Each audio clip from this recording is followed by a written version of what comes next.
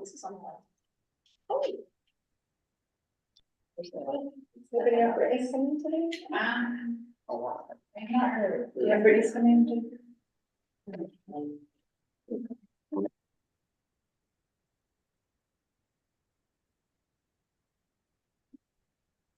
Good afternoon and welcome to our March 4th, 2024 meeting right before Election Day. And we will go ahead and get started, and if we can please all stand for the Pledge of Allegiance. I pledge allegiance to the flag of the United States of America and to the republic for which it stands, one nation, under God, indivisible, with liberty and justice for all. Please have a roll call. Yes, Vice Chair Branley. Here. Director Brown. Here. Director Howard. Present. Josie. Present. And Director Pick. Here. And Director Testa. Here. And Chair Hernandez. Present. We'll move on to item number 3, which is our meeting open to public. Members of the audience may address the board of directors on any matter within the general subject matter jurisdiction of that board of directors.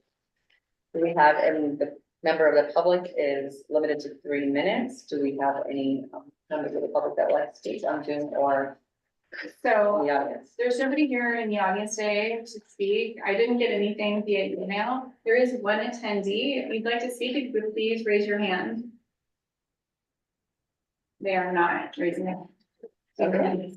So we'll move right along to our consent agenda. This will include the minutes of February 5th, 2024, and our treasurer's report from January 2024. Do we have a motion for the consent agenda? So I'll second. Okay. We have a motion in a second. Vice Chair Branning. Aye. Director Brown. Aye. Director Howard. Aye. Aye. Director Kick. Aye. Director Testa. Aye. And Chair Hernandez. Aye. Motion passes. Our item number 5 is our contract award for LAVTA Financial Audit and Team Services.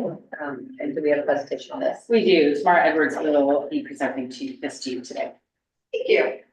In December, staff issued an RFP for financial auditing services for LAVTA. In preparing the RFP, we consulted with the cities of Dublin and Livermore, the finance departments, and County Connection as well. Most transit agencies do not do an ACFR, which is why we consulted with the cities, because we can do one and our auditors play a key part of that. So we went to the cities and asked for their last procurement, so just make sure we weren't missing anything that changed. We went out to bid at the end of December. We received 2 proposals. Staff here, myself, Daniel Zepeda, and Amber Johnson, the CFO of County Connection, reviewed the proposals and scored them. We brought this item to the, or actually I should say, sorry, Brown Armstrong scored 91, Hayes Associates scored 95. We brought this item to the Finance and Administration Committee, who moved to approve it to come to the board. There was one concern raised at the Finance and Administration Committee about how long Hayes and Associates have been our auditor. They have been our auditor since 1996. They do rotate the auditor, the lead auditor, as well as some of the staff accountants and other auditors as well, as required. And I'm available for any questions. Any questions for tomorrow? Well, yes,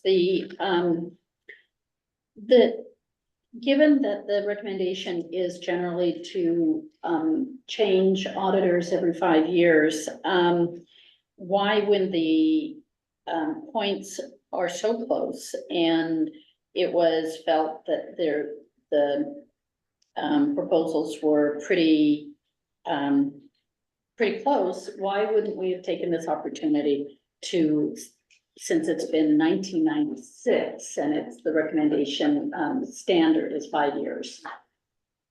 I have a clarifying question. So is the recommendation 5 years of a different company or a different person? I believe it's a different person. Right, so government code 12410.6 says that the lead audit partner cannot be on the same account for more than 6 consecutive years. So just in terms of what the statute says, it would be permissible to stay with the same firm over time. with a different person every 5 years. It's a different person. Doesn't mean you might want to change, but that's the law. Right, okay, so the hard line is, can't be the same person, right? I understand that, but the industry standard really is fresh eyes. And the whole point of the 5 years is fresh eyes, and this isn't just a little past that 5 year industry standard. It's been since 1996. And again, if there was not a comparable alternative, I would understand. But in the finance meeting, we talked about that these proposals were really close. And so it just seems like a really good opportunity to reconsider that. So, if I may, we did have a very lengthy conversation at the committee meeting about this. I will take the ownership for directing staff to proceed with the recommendation for the highest ranked firm. Tamara did come to me asking for some input, given that our history with Mays is so long. I spoke with legal counsel, given the scores were what they were, I didn't feel comfortable changing the recommendation, but we are not recommending, any option years at this time. We are only recommending the 3-year base term, and we would be going out to bid prior to the end of that 3-year base term to look for a new auditing firm. The board today could also direct staff to come back, next month, with a revised, recommendation for your contract award. We would not recommend going out to rebid. That would not align with our auditing timelines. Tamara, do you have anything else to add to that? Is there any like actual red flag here? Like, have they done something? No, but you never know that. I mean, that's the Okay. reason there's an industry standard, fresh eyes. There's also, oh, sorry, go ahead. Yeah, that was for record, sorry, the chair. In the points, when you're accruing the points, is there an advantage given to somebody who's done this before? So that your existing firm has a benefit for continuing? Not at all. We do look at experience. Both firms actually had very similar experience. But there were no additional points given because they've been our auditor. No, none given, none taken away. Okay, thank you. Anything remotely like that, like physically, locally closer by or? No, the other firm has an office in Stockton. This one's in Pleasant Hill, so really not much closer. No, it's pricing's on there, but pricing is the lowest score. It's based on, what you're getting for what they're charging, and qualification of the firm, as well as the individual auditors, their experience with our funding sources, FTA, SGT, all that sort of thing. We have in the past had bids from auditing firms that had a vast experience in school districts. School districts are very different, so we're definitely looking for someone with transit experience. I think that came out in our RFP. Both firms had similar years of qualifications. Thanks, that's good. Yeah, and then, just something for the rest of the board, wasn't the finance committee, you talked about how close the two were, and you said one of the big tiebreakers was the training component. Could you talk about that a little bit? There was, some of the difference was due to cost. So the other firm lost a few points for that.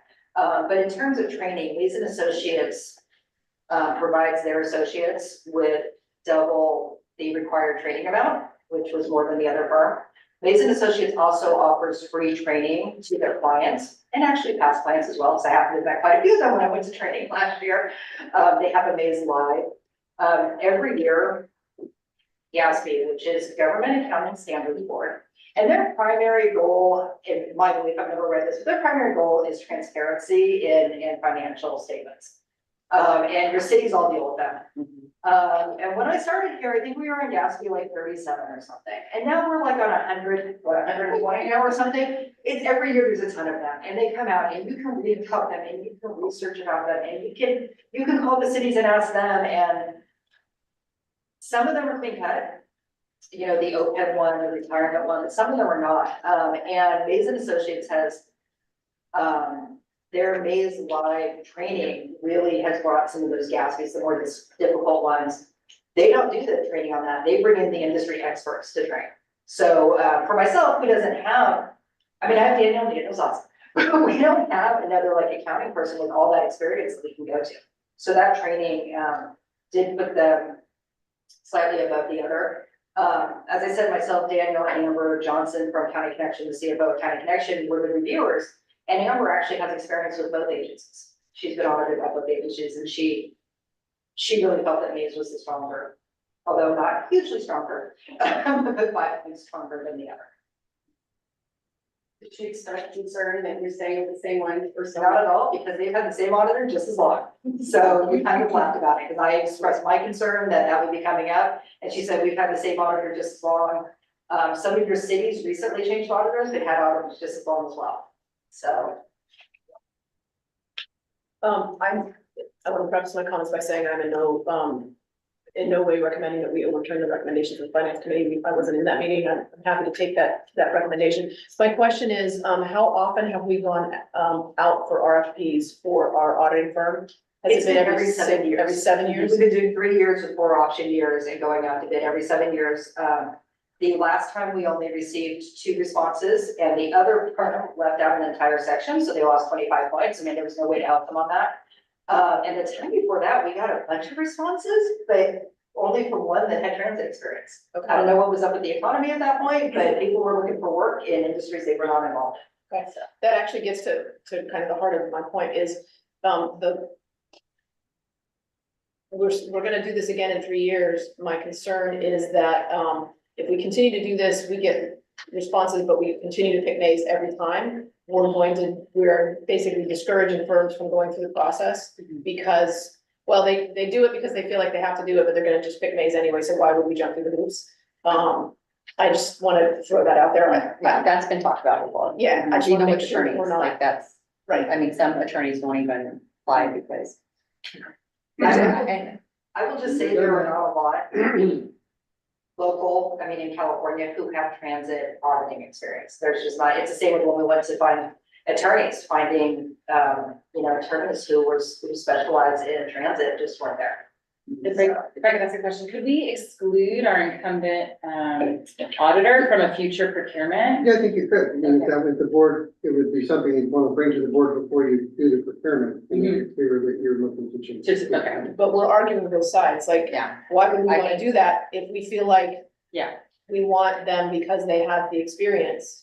well, you want them because they also Not- rated fairly, you Yeah, went through the fair process right, to get to the scoring that you got. yeah, And so you're gonna settle with someone that has a lesser score just because you want change. But if you guys, I won't be here, but the board needs to be careful on that direction, right, on excluding people. Because of the fact that we use you guys also for ACTC and so on. So they have the experience, and I would hate to just hire somebody just because they were never given the chance, but Maze has the experience. That's what I worry about. right. No, I'm completely with you. My point was that, again, I'm happy to go with the recommendation of the finance committee, but, to Julie's point, if we have 2 that are super close, this might be the right time to make that change, as opposed to saying, well, we're going with Maze, they were, they edged it out, but in 3 years, we're gonna look. Well, if we have 2 that are super close and we're going with Maze anyway, then other firms are gonna be like, there's no point in 3 years. Like, they had an opportunity to change and they didn't change, so why would we apply? I wondered if somebody could feed back to the second company, Brown and Armstrong, I think it was, that the ability to call and be trained and have that resource is an important part of a feature for the company that, let's say, is ultimately selected. Could they bring that next time? So that we get 2 comparable firms instead of just constantly going, you're just a little better, you're just a little better. Let's bring both of them up so that you really have a choice between 2 competent For full firms. transparency, they do offer training. Theirs is at a cost. They do not offer free You training. need to bring free training. Exactly. I'm in finance, I like free. I think that's great feedback. My favorite F word. Alright. Okay, I'm sorry. Oh, no, but I just want to make sure there's no one. He's not raising. It goes in. Yeah, go ahead, Supervisor. Yeah, so I just wanted to weigh in and echo all good comments. I also would be agreeable to accepting the recommendations this year. I would also advise that we not eliminate any potential bidders, just because a smaller pool of applicants is going to not be as good as a larger pool. If we're fighting between 1 and 2, that's not good. Applicants, that is, that's not good. Maybe we can get more firms to apply. But one other way to maybe think about it is we may affirmatively agree to give more points or somehow favor a new team. It's got to be worth something, a fresh set of eyes. That's why we have that best practice. I wouldn't want to give it to somebody that was too far away in second place, but if they're really close, maybe we agree to allow for a new firm for those fresh set of eyes on that basis, so that they're at least very, very close, and we get perhaps a fresh set of eyes. I'm also not opposed if the next time Mays is indeed clearly the lead. We want the best talent. So if they are again, then so be it. But it does have to outweigh what our best practices are. Maybe we just keep that forefront of our thoughts next time. That's it. Otherwise, all good dialogue. I appreciate you raising these points, everyone. Thank you. Yes, okay, so 3 points, I guess. A question, the recommendation from finance is to just bring it forward. It isn't really a full recommendation of, is it?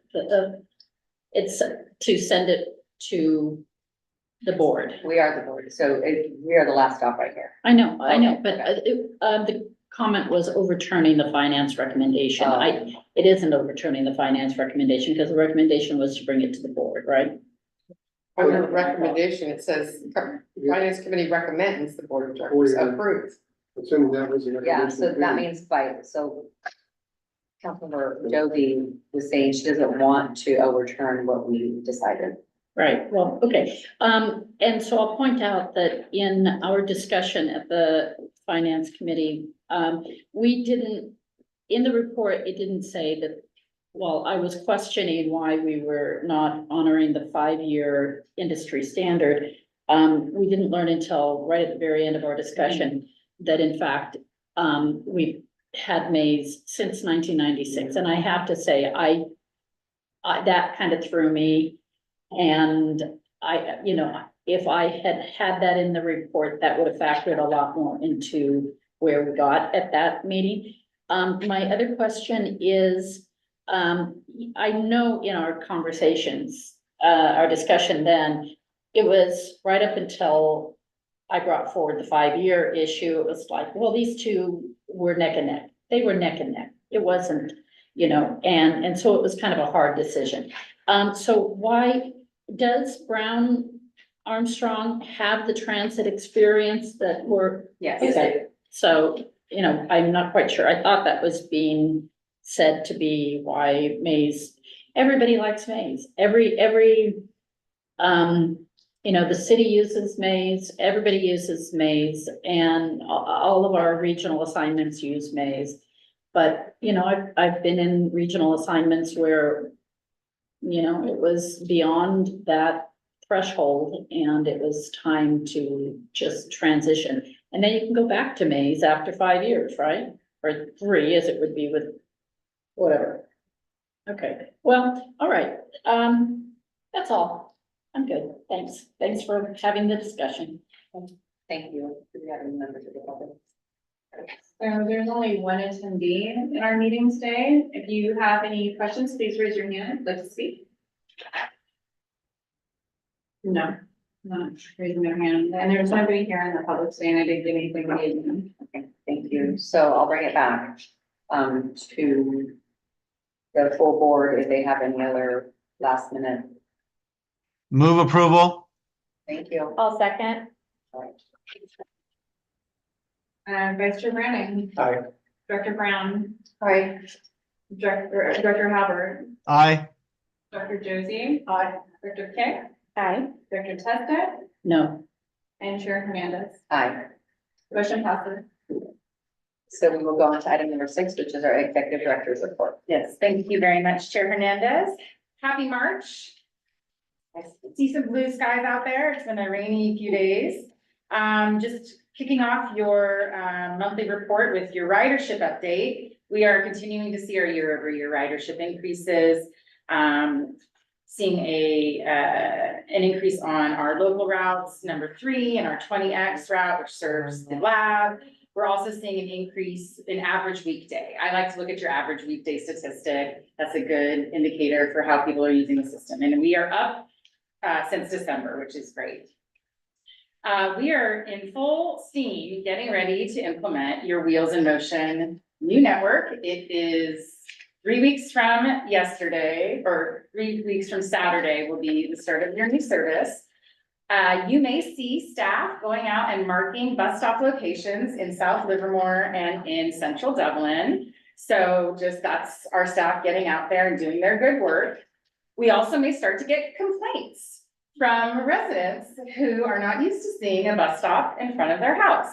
This may be more likely in South Livermore along our new 18. So I just want to bring that up and share that we'll speak to anyone who has a complaint about our new service. But we already had a lady maybe yelling at us out the window of her house. So we are also being mindful because it has been so long since that community has seen bus service. People may have moved and bought new houses since then, and so we are trying not to put bus stops in front of houses. We are looking to relocate them in neutral areas to the best of our ability. We are going forward with the stop locations that are already approved. They've just been dormant for over 10 years. So I will keep you all updated as much as you want to be on any complaints we receive. We'll forward them. Okay, great. Excellent. You want to get them all? We are also gearing up for St. Patrick's Day. Very exciting. That's in a week and a half. Complicating things will be the closure of 680 that weekend. So bummer for all of us, a bummer for our detour for the Route 30. I don't want to hope for a rain delay because that would be devastating for our festival, but darn No, it. it's supposed to, the weather's supposed to be 70 degrees. Is it? Okay, lovely. Well, I will be there. You're gonna have a whole team there. We'll have our bus in the parade, but I do expect that the 680 closure will be nightmarish for traffic, as it is. Transit Driver Appreciation Day is 2 weeks from today. You have a very non-fancy graphic in front of you, just inviting you to come and have some tacos with us from 11 to 2 to celebrate our amazing workforce. Moving on to paratransit, we are going to execute the 4th Amendment to our one-seat ride service. So we are not yet making this a permanent program. It is still in the pilot phase as we work through data issues with the National Transit Database. But I see no reason to recommend ending this service. Our customers really appreciate it, and it is a model that is being looked at region-wide.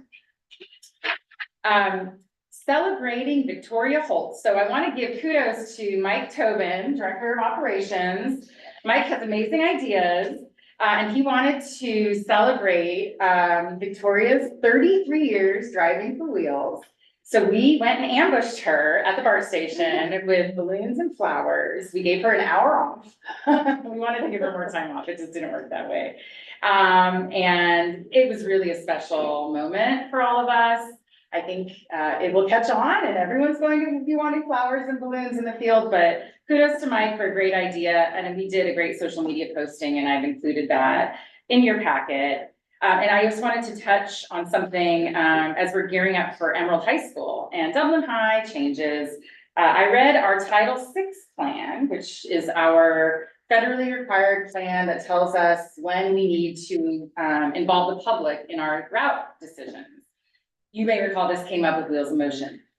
Well, our Title VI plan does require us to do a public hearing for a new route that would serve Emerald High, as well as any removal of a route serving Dublin High. So what that means is you will have a more formal approval process for your school route changes. So it's more work for staff. We aren't thinking all the bells and whistles of wheels in motion. We know who we need to target. We have limited resources to play with. It's peeling something away from Dublin High and putting it into Emerald High, but we will be asking the board to take action on a public hearing, probably at your April meeting for your May meeting. So more to come to projects and services this month. I'm sorry, can I ask something? Yeah, go ahead.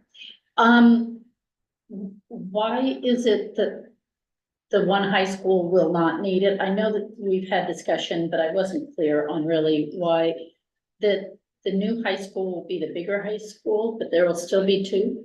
No, the original high school will be the one with the more students, but we don't have enough, buses and drivers. So this is a phase, yes, and so we deploy a lot of buses to Dublin High. We have 11 buses we send there every afternoon. And Emerald High will open to freshmen and sophomores at the permanent location this fall.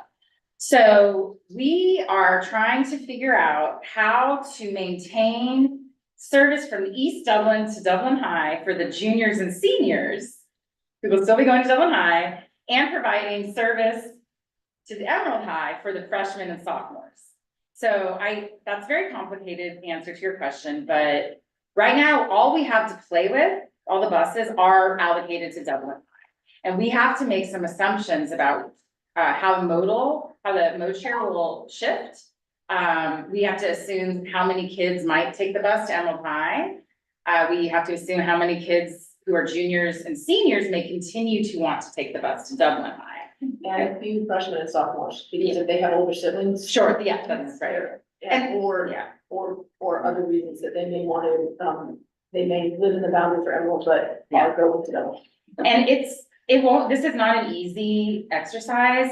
Preliminarily, our service planner has identified one bus in the morning and 2 buses in the afternoon to provide service to Emerald High.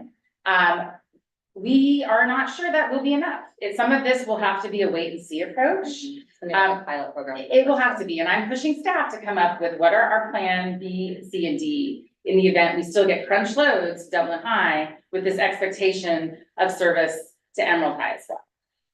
The nice thing is we're talking to Emerald High now, we're talking about bell times, we may not be able to influence anything, but the travel path for a bus to get to Emerald High is shorter than it is to get to Dublin High. So, we might have some wiggle room there, And but their bell schedules are really good, are they? from what I hear. But you gotta Have keep you- pushing, you gotta keep pushing that. I know, we do. The morning bell schedule will be the same, but the afternoon bell schedule will be, from what I heard. So all this being said, because we are going to we'll likely recommend eliminating the 501C, which is our express route from Dublin High to Positano, and reallocating that route to Emerald High. We don't know what route number yet. Those 2 changes require a public hearing, and they require a public noticing period. They require a public hearing in front of this board. Does that answer your question? It did, but I have another one. Okay. So, if there's only one bus and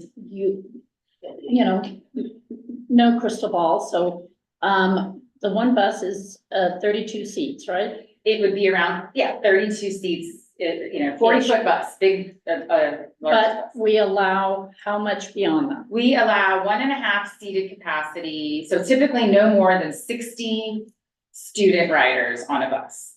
60 Yes, seated riders, you said. standard and seated. Standard. and- Yeah, Standard and seated. Yeah. So what if, 65 are there to get on that bus? What happens? Right now, we would leave that up to the operator's discretion. If it was the first week of school, we may say, just try to cram all the kids in there, as we do. If this was a constant overcrowding issue, where we were constantly exceeding our load capacity, we would be looking at making a recommended change, which could mean removing a school bus route that has lower capacity or lower loads.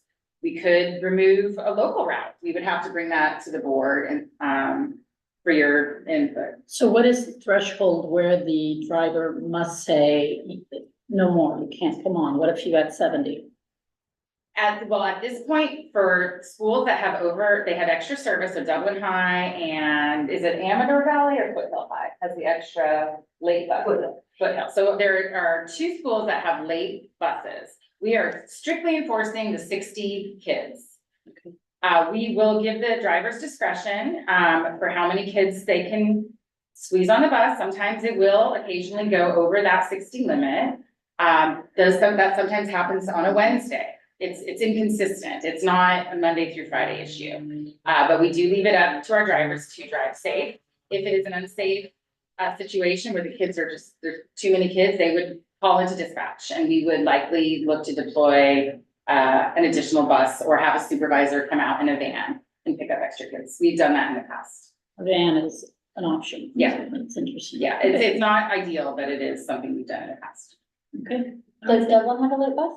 Yes, we added a late bus on the 501. I haven't checked it on the ridership lately, but we have added it. Do you have any other questions?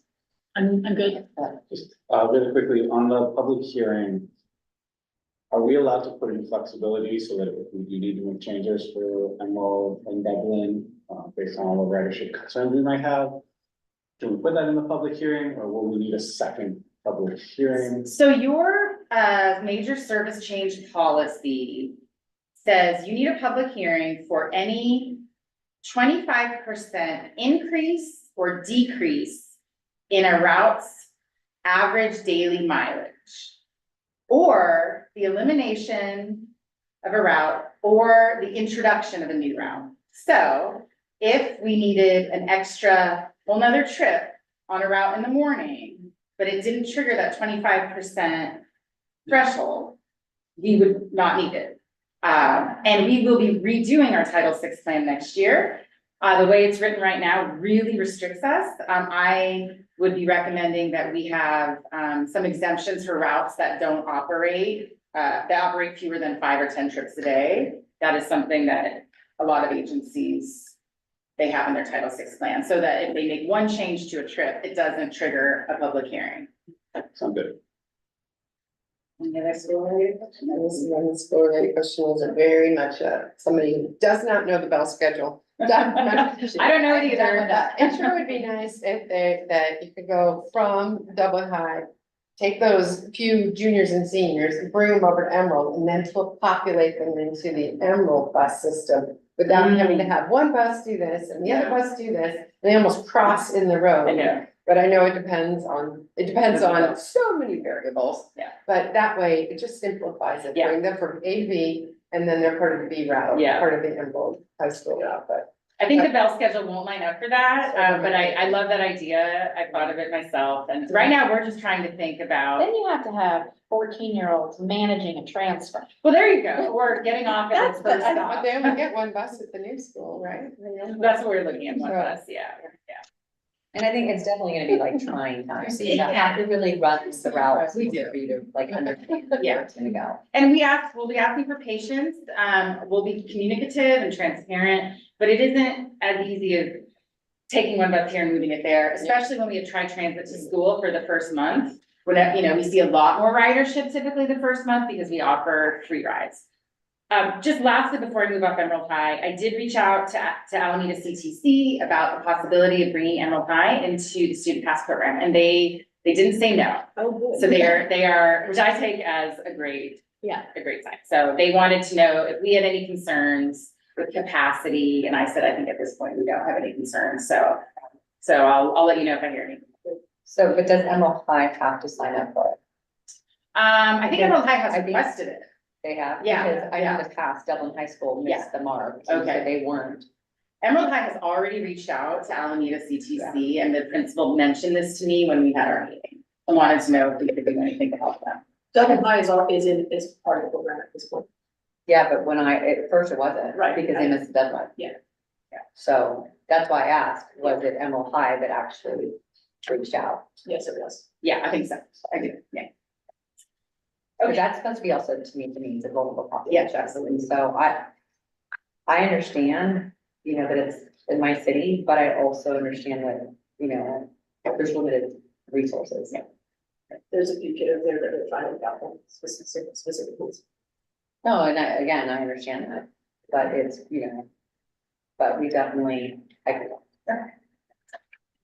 So moving on to finance and admin, I'm gonna start by sharing, we have our third and final staff development workshop this Friday. We are having it again in the Dublin Regional Room, so please stop by and say hi. We are focusing on conflict resolution on Friday, and so we have our team from Insight Strategies leading that workshop. You'll notice in your packet, your board statistics look exactly the same. And this is because it is complicated. Staff has done a great job coming up with a refresh. And a lot of us had an opinion about what we thought should be included. And so rather than push that through, we thought we'd take some time and continue to work on your statistics. Affordable Housing and Sustainable Communities Grant. So LAVTA will be a non-applicant partner in the development in Dublin at West Dublin BART. The related company or the related group is doing an affordable housing project there. BART is the big transit partner. When you buy 2 train cars, you get a whole lot of GHG benefits, which is wonderful. We want money for this project. We want money for affordable housing near transit. But LAVTA was asked to join this application. They are interested in bus shelter amenities and transit signal priority. And so we were able to identify 5 locations in central Dublin where we would be putting in new bus shelters. Your city staff has agreed in concept to 1 mile of transit signal priority on Village, which is amazing. If I can get by that high school, that would be awesome. And I am awaiting confirmation that we will receive up to $500,000 in operating money for our 680X service, which is what we really need. So I'm thrilled about this. This is a great grant program. And if successful, and I think that we will be because the GHGs are so high, the developer has to buy transit passes for all the residents for 3 years, which is awesome. Great, which is great. So this ASIC money is my favorite, and if you ever hear of an affordable housing development, and bring them my way, and I will do my best to find a project, because it's the right thing to do. Speaking of looking for money, moving on to our 2024 grants, the FTA released the 2024 low and no emissions and bus facilities grants. So we are applying again assertively for money to build Atlantis, and we are partnering with the Center for Transportation and the Environment, who has a very long track record of successful applications. So last year, we hired them to just do the grant writing for us, and we were not successful. This year, they are going to be our partner in putting together our proposal, and if successful, then they will have funding available to help us with our hydrogen transition. And so we're very excited about that. The applications are due April 25th. And so I will give you updates as they come. Fingers crossed. Yes, I'm very hopeful. I will also share that yesterday, the House and Senate Appropriations Committee released a bipartisan Transportation, Housing, and Urban Development Act of 2024, which includes our earmark for $3 million. So it's not signed yet, but Congressman is fine. and so, so that's awesome. So we're just waiting on that. Staff is still keeping a close eye on the regional transportation measure SB 925. This is Senator Wiener's bill that will include the enabling legislation for MTC to put a measure on the ballot in 2026 or later. There's lots of discussion about this bill. I have not seen anything but the spot bill. We're expecting to see an amended bill here in about a week. And final amendments are due March 16th, but we're watching this very closely. And just lastly, your upcoming procurements, we released our state and federal lobbyist RFP last Friday. And the contract is expected to come to the board for award in late spring.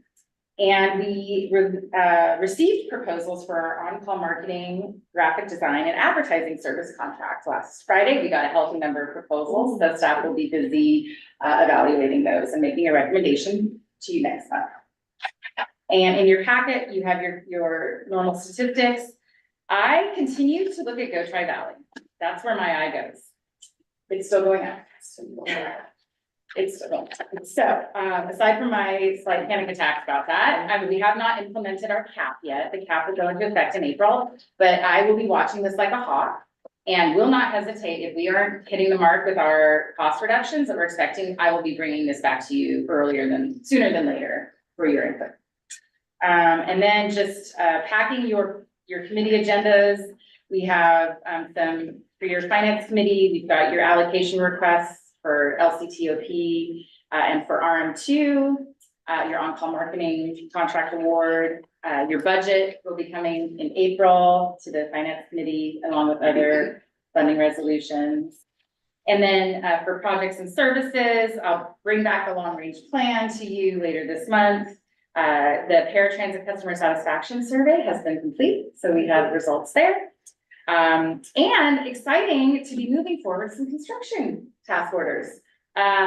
Long overdue, we are going to get moving on our retrofit here at Rattan to build in the ventilation and the alarm systems necessary for hydrogen. So I'm expecting to have a task order contract for your consideration in March. And then in April, another one related to the design of 3 stop improvements or 3 hub improvements, one at BART, one at the lab, and one at Las Positas. This is a 2021 FTA passenger facilities enhancement grant. So the money is a little old and we need to spend it. So this is the year we're going to be building things. Did you say hydrogen here? So we are retrofitting 2 maintenance bays in our shop so that they have the safety measures in place if there's a hydrogen leak. So it's a hydrogen detection. We're not fueling hydrogen here. We're not producing hydrogen here. It's just the maintenance. Yeah, It's a safety measure for the buses. correct. Yeah, Okay, yeah, because we are planning, it'll be over. correct. Yeah, For the actual station. correct. That is where the fueling will happen. So for some time, we will be shuttling our fuel cell buses to get fueled at Atlantis. And maintaining them here. Got it, thank you. That concludes my report. Any other questions? Okay. So then we will go ahead and ask the board if they have any requests for any upcoming, for our next coming agenda. Not seen any. Our next meeting is on April 1st. No, it's not agenda. No, I know. We don't